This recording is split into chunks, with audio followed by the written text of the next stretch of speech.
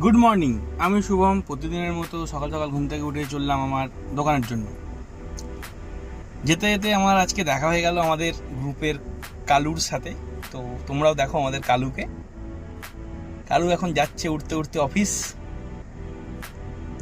তো দুজন মিলে বাইক নিয়ে চললাম।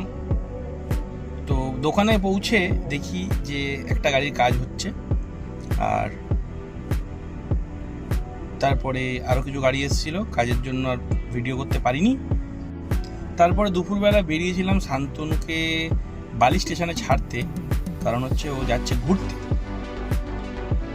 ওকে ছেড়ে বাড়িতে এসে ফ্যামিলির লোকেদের নিয়ে গেছিলাম ডানকুনিতে গ্রেট ইস্টার্ন। জানি না কি কিনতে গেছিলাম, আমি ঢুকিনি, বাইরেই দাঁড়িয়েছিলাম আমি গাড়ি নিয়ে। তারপর চলে এসেছিলাম দোকানে, একটু কাজের প্রেশার ছিল কারণ কালকে হচ্ছে ঈদ।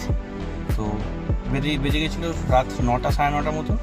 কাকাদের ছুটি হয়ে গেছিলো, তো লাস্ট এই গাড়িটা আমি নিজেই করছিলাম। দেখতেই পাচ্ছ আমার অবস্থা।